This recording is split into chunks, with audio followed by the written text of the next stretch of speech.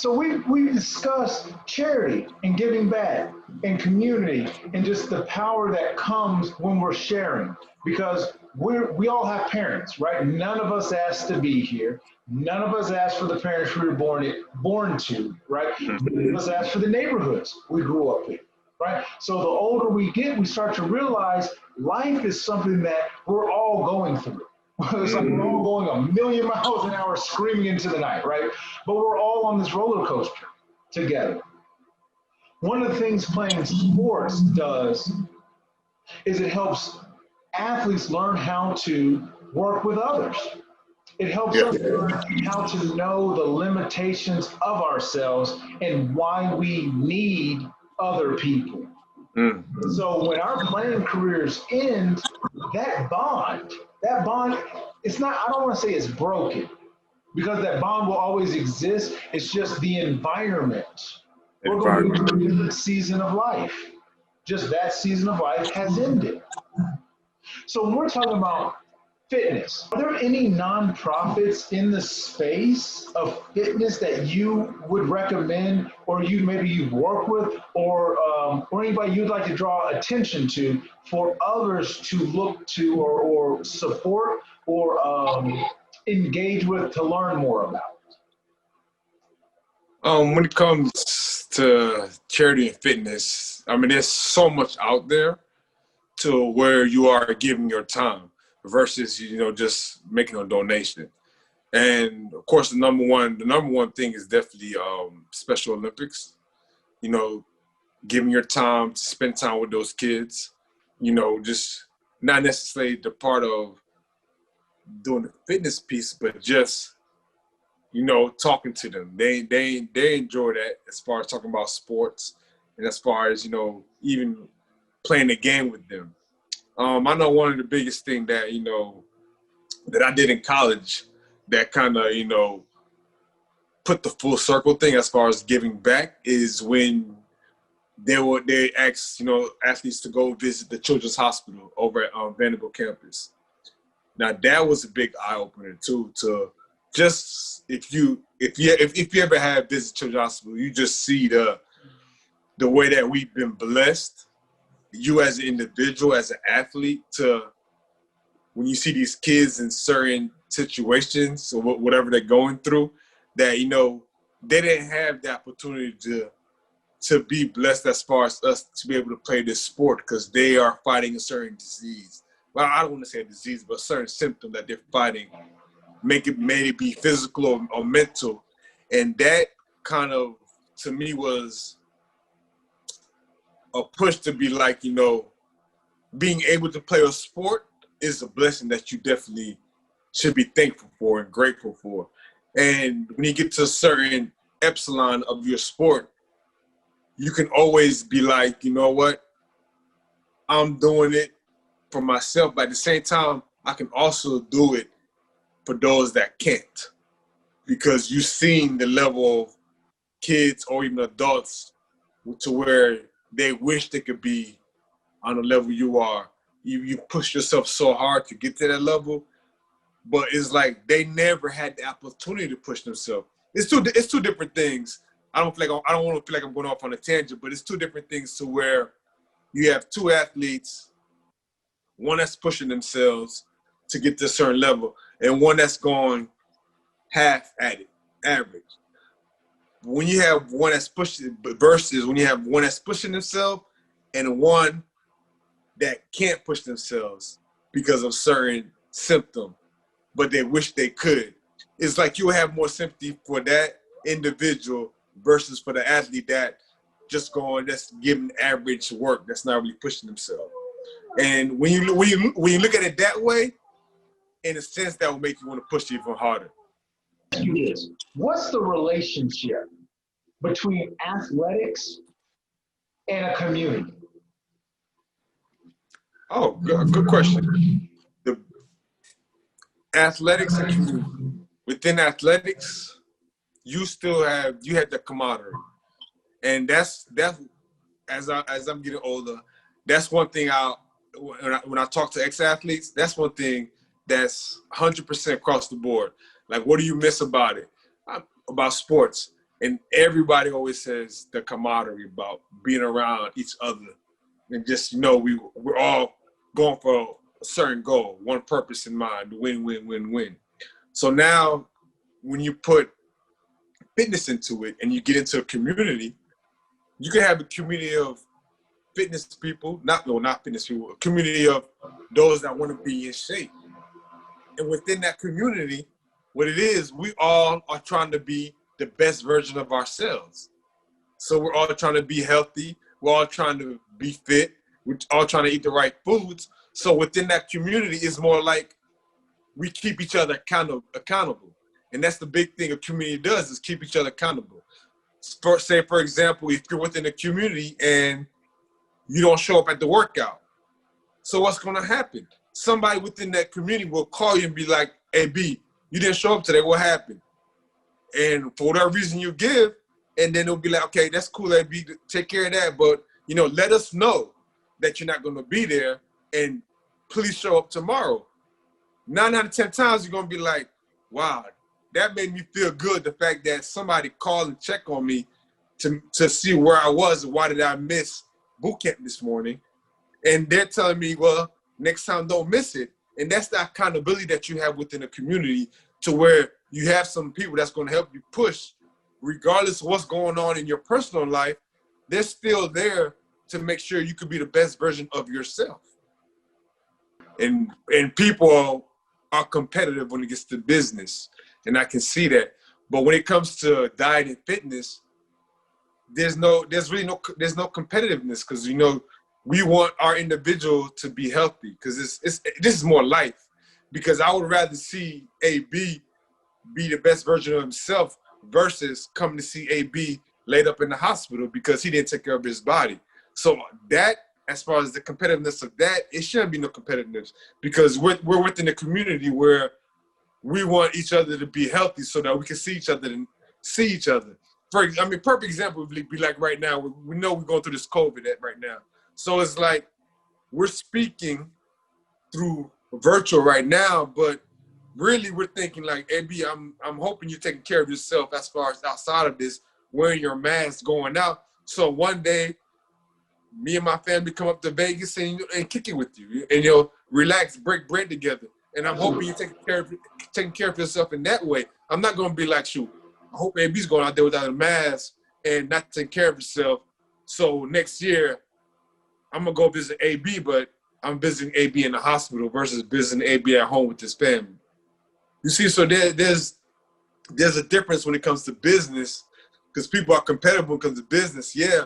But when it comes to diet and fitness, we're talking about life right now. So it's more, I need you to take care of your body because I want to see you here the next day. And you're right in what you said earlier, that, that's the difference between somebody, an athlete and a non-athlete, because we know regardless we're going to compete, but I'm not going to hate on him for doing more. He did more, yes, so you should applaud him for doing more. That just tells me I need to step my game up. When you focus more on yourself, you start to realize it's such a full-time job handling yourself. And so I start to realize, there's a difference between my mind and my body. And I start realizing they're not the same age. Mm-hmm. Not at all. Right. And one of the biggest misconceptions that people do not understand is like, so Harold, you're telling me to work out more and that will give me more energy. But I'm expending a lot more energy because I have to work out. Why can't I just rest every day, just chill and have energy? People miss that conception of the fact that I have to get up, work out, and you're telling me that I'm gonna have more energy. It doesn't make no sense. Some people do not understand that until they do it. Once they do it, like he said earlier, in order for you to be a better reader, what do you have to do? Read. And I'm telling you, in order for you to have more energy, what do you have to do? You have to expel more energy. And that means get up and go work out. Let your body feel that tiredness. And then as you get better, that tiredness becomes energy to you. You're like, wow. Some people do not understand that. So it's funny that you said that. That's why I just had to piggyback off that real quick. people don't understand is whenever you're doing something new, there's a curve. In our brains, when you learn a new skill, you can think of your brain like a field. You're standing in one part of the field, and what you want's in another part of the field. So the route you take to what you want, that's called your habit. So if you're here, right, and I want fitness, I eat, I work out, I train, and now I'm fit. So you think of walking through the grass. You walk through the grass one day, the grass is still going to be there tomorrow. You walk Thursday, it'll still be there. But if you walk every single day for a year, you're going to walk a path into the grass. Exactly. Habits that are in our brains. Yeah. So if I want a new habit, I just have to walk a new path and stay committed to that. And what will happen? Not only will I cut a new path in my grass, the old path, the grass will start to grow in. Get that, and you'll take on a new habit. And that's what I've learned the older I get with fitness and with diet. It's the same laws. Yeah. I'm confused, but the law is not. Confused. Yep. So nothing new under the sun. Approach to 2 days in practice that I do to going to work and having a family, I should get the same results. Exactly. Is it but the key is, like you said, though, the key, which I would say, is consistency. And that goes back to the why. Yeah. Why am I doing this? Yeah. Yes, exactly. It goes back to why. It goes back to you having the mental clarity, and you're getting up and doing it. And like you said, once you know your why, now you're mentally clear. Now you gotta get disciplined, and then you gotta be consistent. So let me ask you this as a trainer, right? So that individual that's in that transition, and they have their purpose, and they're clear on what their goals are, and they're starting to see progress. They're starting to see their numbers change. How does it benefit that person to invite somebody else along on their journey? It benefits because basically it goes back to the circle of life or the golden rule. It's like you've done it, you got to where you want to go. How can you do it for others? How can you provide for others what you've been through? And the best way to do it is to bring them along your path, like we talked about earlier. Like once, going back to your analogy about walking through the path, you've done it so many times that there's a new path for it. You know what I'm saying? You said about the grass, you've opened up a new path. But then at the same time, you said what happens now with the path, the old grass starts to grow back up. So, but how do you get rid of the old grass? Bring somebody along with you and have them create their own path. So that's what it comes to now. Like, in order for you to truly, honestly, in order for you to truly benefit from all that you've done, everything that you've been through, that's where charity comes to effect. Now it's time for you to reach back and help somebody come up too. Don't be selfish and not share your gifts with the world, basically. What if somebody says, you know what, that's on them. That's their life. That's their choice. That's what they were born. I made a decision. I decided I'm going to do this. What's stopping them from doing it? Oh, that becomes the selfish part of you. And at the end of the day, that's the part of your mind to where you're being, narcissistic, where you don't want to help individuals out. So it's more like you've been fully blessed. What's so hard about you blessing others? Now, if you are that type of person, then you don't feel like I should, like you just said, it's on them, it has nothing to do with me. Then it's like, have you really seen the benefit of what you've been doing? You being healthy, you doing the right things, you coming through, God has blessed you so far in what you're doing, any certain time or any certain day or any certain month, all that can be taken away from you in a matter of a minute or a second. So within that time frame, you don't feel like if you as an individual don't feel like it's worth your time to bring somebody along with you, then it's like you don't understand the whole realm of life, basically. And that's how I would answer that question. If somebody was to say, you know, oh, it's all about me, it's all about me, I'm not worried about nobody else. I did it. They can do it themselves. Yeah, they did it, but you didn't do it by yourself either. Somebody helped you along the way, so why can't you help somebody along the way also? How, I don't know. I don't even know if there's an answer to this. What could you say to that person? Or either what could you say to that person, or is there anything in fitness that can help move that person's mindset away from scarcity? There's only so much, right? And if I don't get mine, somebody else is going to take it. There's an abundance. There's abundance out there, yeah. And as long as you know why you're doing it and clarity of what you want, there's more than enough for you. So, yeah, and I definitely understand that. And to go back to your question, what can you say or what can you show to an individual that has that self-centered mindset?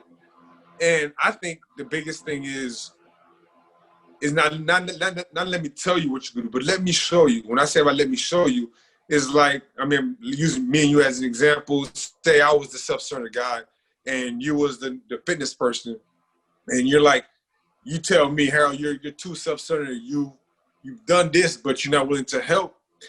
So let me show you what you being the way you are, how the earth would not be a better place. And that's when you would take me to like basically a children's hospital and be like, this is what, at the end of the day, where you can show them like, you know, you're doing it for people that can't do it.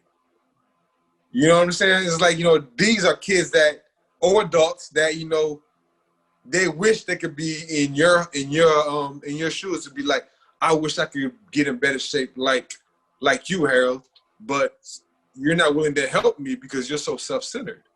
And kids tug at adults' hearts. We know that for sure. You know, kids, they tug at your heart. So it's like, if the kid telling you that, or you just go and visit a children's hospital, doesn't tug at your heart to be like, I need to be a better person, then it's like, okay, then why are you really on this earth? Because you're not, you know, I mean, I'm just gonna say, like, why, like, what are you doing here? Like, you know, if you're not willing to help others, then what are you doing here? Yeah, it's all about you, but you know. What you're starting to address and bring up to light is the limitations of knowledge. Exactly. You can be smart. I used to do this when I was a teacher. I used to tell the kids, you guys are so smart, you're dumb. Yeah. Convinced of something, but you don't understand what you're convinced of. Right. You haven't gone deep enough to understand why do you believe this. And I think when you just said, I can't talk to you anymore. Get in the car and let's go to the hospital.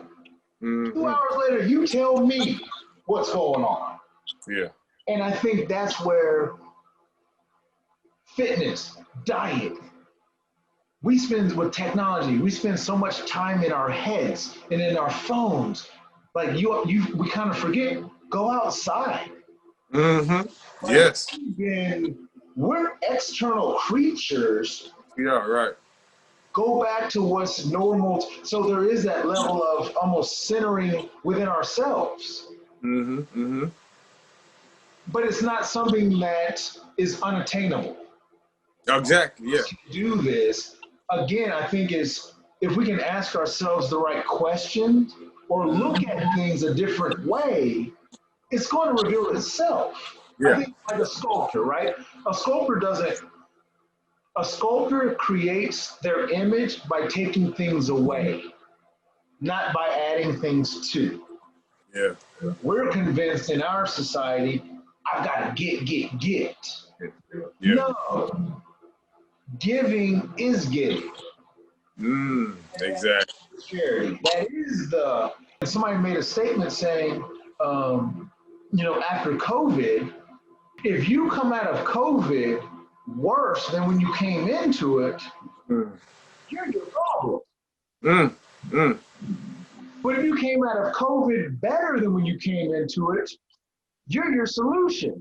There you go. Yes. So you Yes. want to know what you're doing for yourself?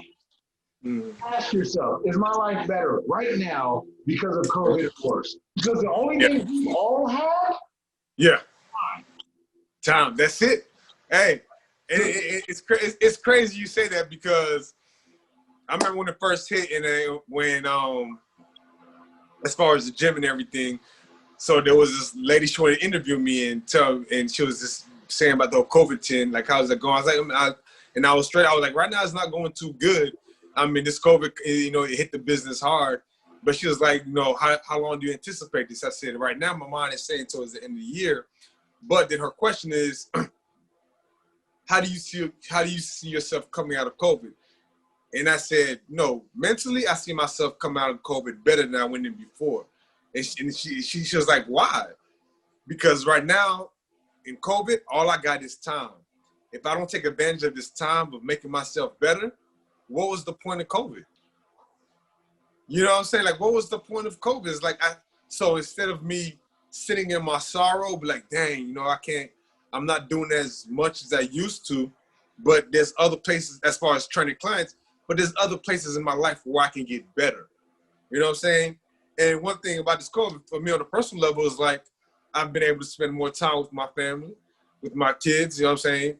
Of course, there's time when they get on my nerves, but but you made them. But at the same time, what I could honestly say though, the kids at the time that they get on my nerves, it's a time that I never would have had before. You see what I'm saying? It's like that, even though I might say to you as a negative, but at the same time, in the back of my mind, it's really a pleasure. Because, there's going to be a time when you come back. I remember that time Azan got on my nerve, and then he just got on my nerves so bad. But me being able to talk to my son about that when he gets older, come on now, we'll be able to laugh about it. You know what I'm saying? So, that's why, for me, it's like, it's brought my time back as far as family time, which is something I'm not going to lie, I was missing a lot.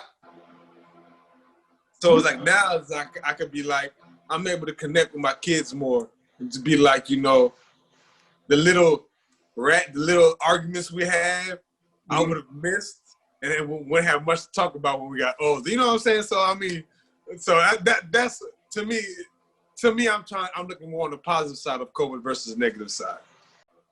You can amass fame and fortune, but we all realize eventually our hourglass is going to run out. Right. So what or who am I doing it for? And so part of what pushes me to do Joccupation, to even do the web series, the podcast, the website, this whole enterprise I'm undertaking, yes, part of it is for me, because this is what I feel like is my life's calling. But it's also for my kids to show them you can take what's in your head and make it a reality. Exactly. I don't know if you'll be successful. I'm not interested. I take pleasure in the interviews. I take pleasure in the process. And I learned this when I was training my daughter, my oldest daughter. She plays soccer. So we'd go out on the field and we'd work, and it's just like, hey, there's two ways to do it, right or wrong, right? So just keep it very simple. But one thing I realized was in sports, I operated from aggression, from find something to hate and then beat the hell out of it. But when sports is done, aggression and hate are my motivators. So when I'm trying to figure out what to do in life, the only thing I know to do is look at stuff that I hate. But if I'm always doing stuff that I hate, my life's going to be crap. It's my fault. So this is what I learned teaching my daughter was love what you do. There you go. Yeah. If you love the process of getting better at your sport, you'll find ways to get better at your sport. Yeah. Yeah. Instead of finding what to work against, is what to work for. And so to me, that's for my own self, that's a perfect example of community and how it helped change me. You've got to allow others to come in. You have to. Yeah. And you have to do that because that's only where you'll evolve as a human being. And that's the only way you'll be the best version of yourself if you allow others to come and help you at the same time and you helping others. Don't be the guy, all you do is take and never give. Yeah, you might get better. Yeah, you might grow, but the people around you will not want to grow with you. You know what I'm saying? So it's like, learn to be the guy that's able to take and give at the same time. And that's what it comes to where you said as far as charity. That's what charity comes into effect. Perfect.